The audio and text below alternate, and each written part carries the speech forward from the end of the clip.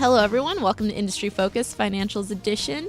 In the spirit of the holiday season and enforced family time, we thought we'd do an episode on the best and worst financial advice given to us by family members and friends. We pulled a fair number of people at Fool HQ, as well as we're also drawing on some personal experiences here. Names will not be named, but you know who you are.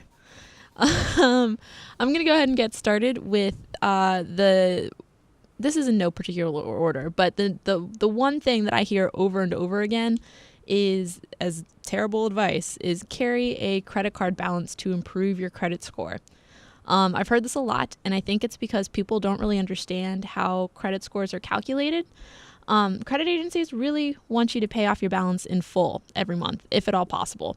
And this is because this ends up factoring into your credit utilization ratio, which is basically how much you have spent that month over your total credit limit on all your credit cards. If it's over 30%, credit agencies are like, man, I don't know if this person can pay this back. And so they start lowering your credit score. So if you're carrying a balance from month to month, you're less likely to have that good below 30% credit utilization ratio that they're really looking for. The other thing that's really important, even if you can't pay off your balance in full every month right this minute, is paying on time. This isn't, everyone knows you're supposed to pay on time, but it's something that I frequently talk to some of my friends, and they'll be like, oh yeah, I forgot to pay my credit card this month. It's okay. It's just going to be a couple days late. It's no big deal. I'm like, but it is a big deal. It's affecting your credit score every time you do that. And I guess that's a weird thing for a 26-year-old to worry about, but I worry a lot for them. I would say that's a good thing to worry about. I mean, your credit score at your age, Gabby, I'm a little bit older, not too much older. I don't want to reveal how much older I may or may not be. But yeah, we're in that point in our life where credit scores matter because we're going to be buying houses. Yeah, absolutely. And credit scores, just in case you don't know, are really important for big purchases like that because it dictates what kind of terms you get on your loan. So the better your credit score, the less you're going to have to pay in interest, which will save you thousands of dollars over the course of your lifetime. Yeah. And just keep in mind that, when you're talking about credit score, Gabby's going through these 5 elements. Just keep in mind that, look, there's just a formula that calculates your credit score. So after you kind of hear the rest of these 5 things, all you have to do is just go look it up online, figure out the exact formula, and then just kind of tweak your own personal behaviors kind of around that. Yeah, we have nothing to do with this company, but I just kind of want to put a plug out there for creditkarma.com. They let you monitor your credit score for free. Because most credit agencies will send you a credit report for free once a year. So you only have a chance to check it 3 times, but Credit Karma monitors it constantly, so you can log in and check whenever you want. They update it every month, which I think is a really helpful tool for people who are just starting out or who, like me, are worried about identity theft because I don't know if I told you this, Maxfield, my fingerprints and social security number got stolen. I didn't do it. I think it was hackers. I can't remember from what country it was. I had security clearance, and that's out there in the world now. Fantastic. That's great. Anyway, worst advice number 2. It is buy gold. And I'm not talking like gold stock in gold. I'm talking about like gold bullion. I dated this guy who had these crazy friends, and his friend's dad was an immigrant from Eastern Europe. And so what he did was he bought all of his savings. He would put it into gold bullion, and he had this kind of like secret bunker somewhere out in the woods of Massachusetts where he had all of his gold bullion stored. And as far as I know, he's continuing to do that because he's still working. And it's just not really a great idea. It's not a super liquid asset. And the price of gold fluctuates so much that this is kind of insane. What do you think, Maxfield? Well, the first thing I think is that I want to go to Massachusetts and start digging around in the woods. That's the main thing. But other than that, so here's how I think about gold. And this is how I would recommend that investors think about gold. Basically, anybody who's thinking about buying gold for any type of investment purposes. As a general rule, investing in gold is a bad idea, and here's why. When you invest, your biggest ally is compound returns, because that grows the size of your returns without you doing anything on an annual basis. And pretty soon, your small returns, 1 or 2% a year, turn into 50%, 60% a year on your original basis. But in order to tap into compound returns, you've got to be invested into an income earning asset. And the problem with gold, it doesn't earn any assets. So your biggest ally as an investor, compound returns, isn't present when you're buying gold. So that is the main reason that as a general rule, you should avoid gold as an investment. But there are 3 exceptions to this rule. The first is in times of stress and fear in the market, when people and money flees to safety. We saw this during the financial crisis, right? When the price of gold per ounce on an inflation-adjusted basis went from $350 an ounce all the way up to $2,000 an ounce, which makes it seem like, oh, well, gold must be a great investment. Well, it is in that particular time period. The problem is when you're dealing with times of stress, it's very difficult. It seems easy that you'd be able to time the market, get in when it's cheap and get out when it's high, but that is actually a very difficult thing to do. We've seen that. We have quantitative proof that timing the market is very, very difficult. The second exception is in times of severe inflation. So if you look at a gold chart, there's really 2 huge spikes over the last 100 years.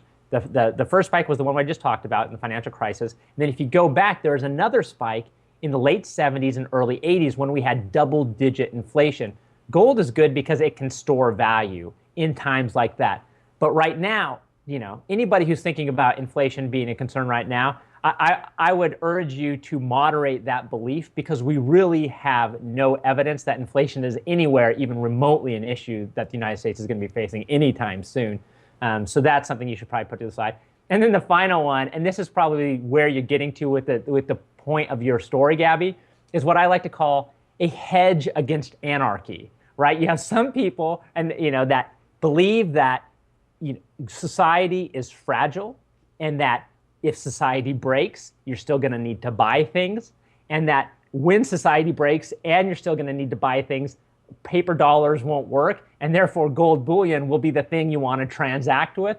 Well, that's fine and dandy, but what I would recommend is that unless you have just a ton of extra money, you probably shouldn't approach that strategy, use that strategy, because it's not an investment strategy. It's just like sticking toilet paper in your cellar is basically all that is. Yeah, I mean, if we do end up in like a world anarchy situation, I recommend that you loot a pharmacy first, because I'm pretty sure, antibiotics are going to be more valuable than gold at that point. That's great advice. There you that's go. The first thing I'm going to do. That's a good point.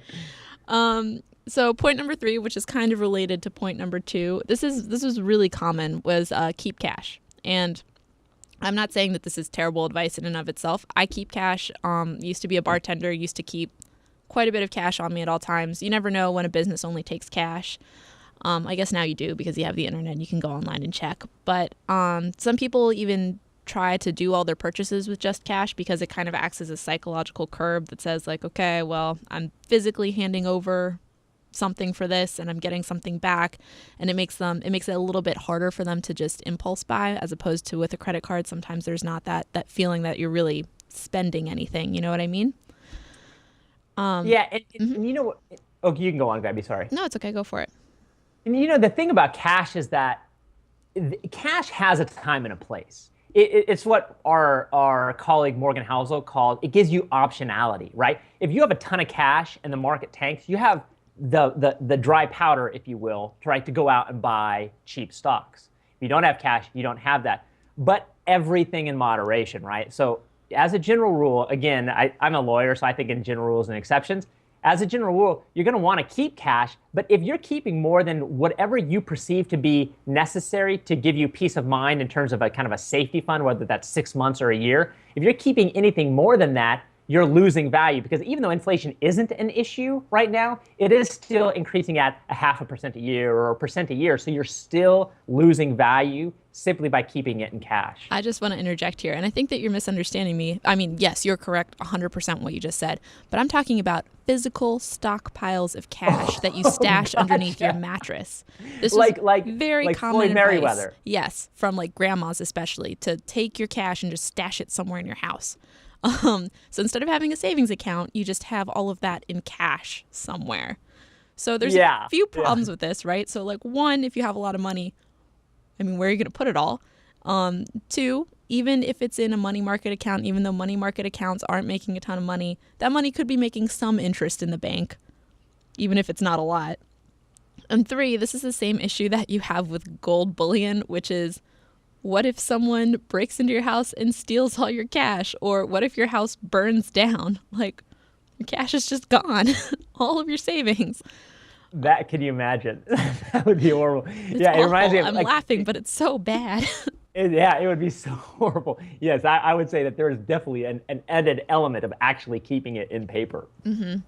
This tends to be one that you hear from kind of older relatives who maybe lived through the Depression and the bank runs and things like that. But it's not an uncommon sentiment, is what I gathered from asking people in the office. So let's kind of flip over to good advice that we've gotten. This is advice that I got from my parents, who think that they did an excellent job raising me, which I personally agree, but It's still out. It's still, the jury's still out on that one, Gabby. Noted. Which is talk to your kids about budgeting and personal finance. Help them get started if you can. I have been shocked by the number of people that I know, young people who, getting out of college, for example, they'd never had a credit card, which meant that they couldn't run an apartment by themselves. They couldn't buy a car post-college because they had no credit score. They had nothing. Or kids who get their first credit card and they just go hog wild because they don't really understand how it works.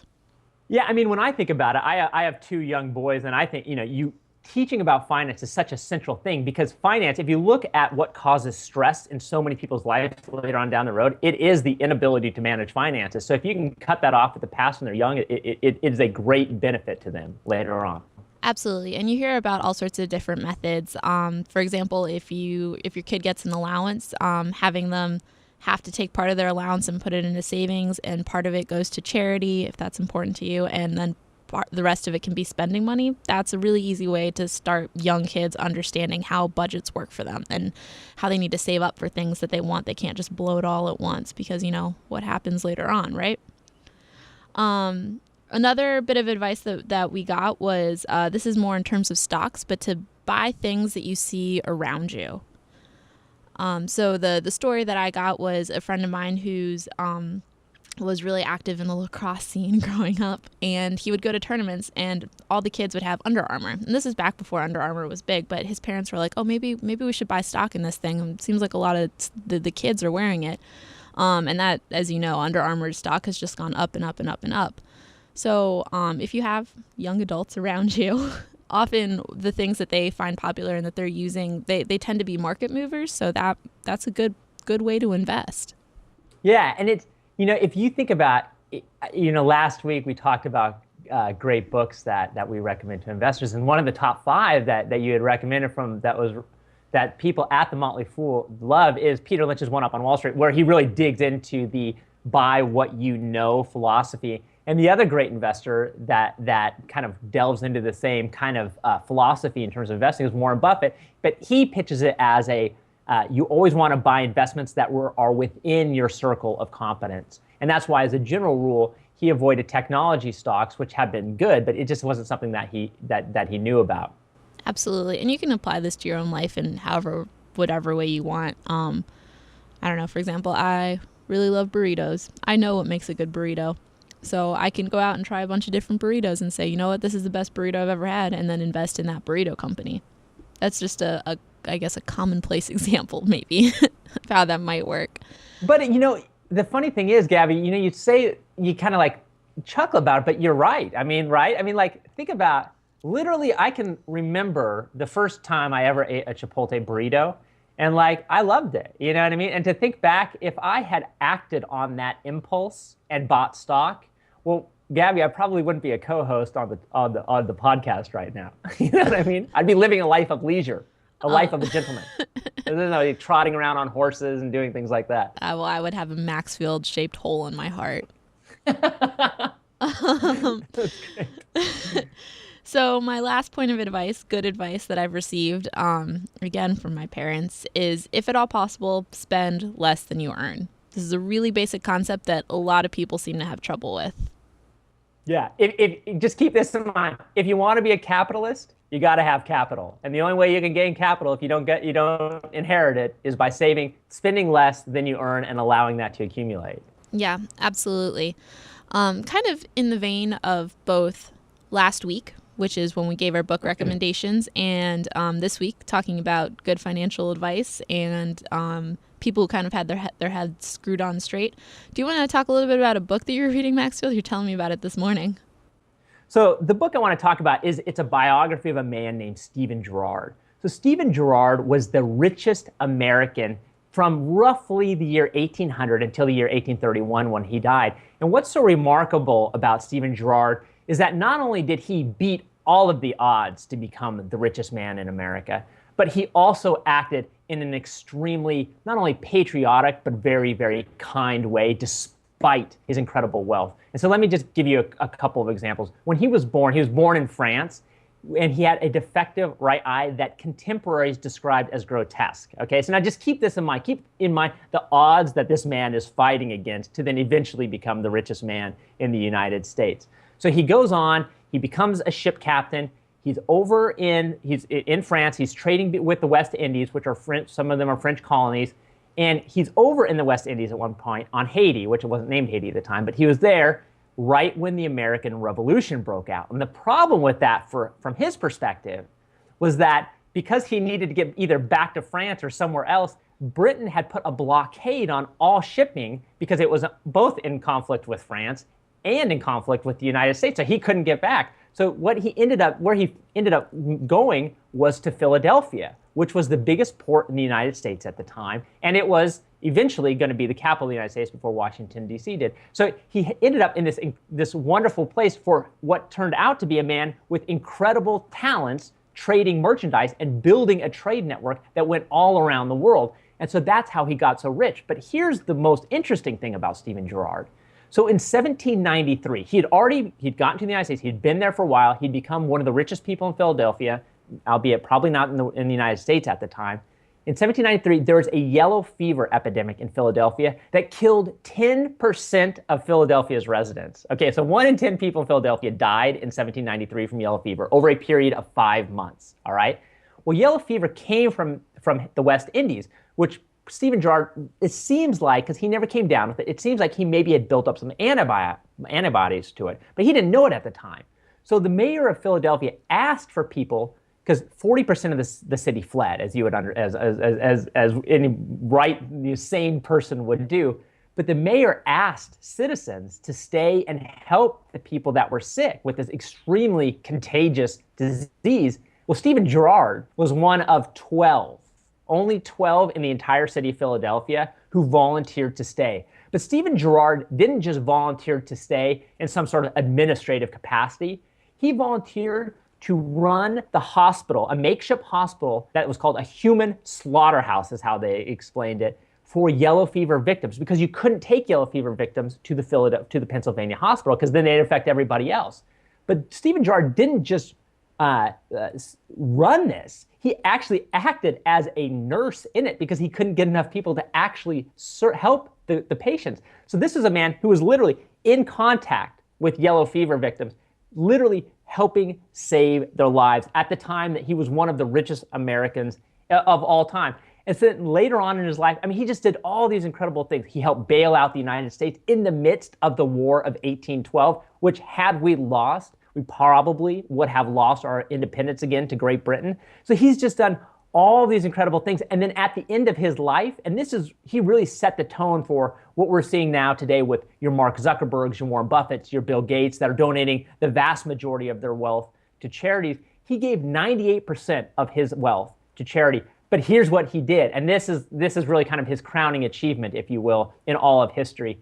He put the money in trust and then designated people in the city of Philadelphia, positions in Philadelphia, who'd then be the trustees of this trust. And this trust was created for the purpose of creating and endowing forevermore for a school for low-income orphans, okay, from all over the United States. This school has been in operation giving full scholarship to low-income orphans ever since it was created in the 1830s. So you're talking about literally thousands of lives that are directly impacted by this. And not only those thousands of lives that are directly impacted of this, but these are life-changing opportunities for people because it is a free education from kindergarten all the way through high school. So these people now, there are many of them, we can presume, are probably becoming the first people in their families to go to college, which is a transformative thing for subsequent generations of a family. So, in this spirit of Christmas and Thanksgiving and all these different things, and at the same time that we kind of have this political scene going on where vitriol is kind of part and parcel with it. It's so nice to think about these people in our history that lived extraordinary lives and extraordinarily kind lives. That's true. Do you want to say what the name of the book was and who it's by? I do. Sorry, let me get the name of this right here. It's kind of a niche book, as you can imagine. It's called Stephen Girard: The Life and Times of America's First Tycoon by a man named George Wilson. It is a phenomenal book. I loved it. Every second of it. It's well written. It's a fantastic story. I highly recommend it to anybody who's listening. All right. Thank you very much for that recommendation. It's time to wrap up now. As usual, people on the program may have interest in the stocks they talk about, and the Motley Fool may have recommendations for or against, so don't buy or sell stocks based solely on what you hear. Thanks very much for joining us. I hope you liked this week's episode. Write to us at industryfocus@fool.com to tell us about best and worst financial advice given to you by your family members. Everyone have a great holiday.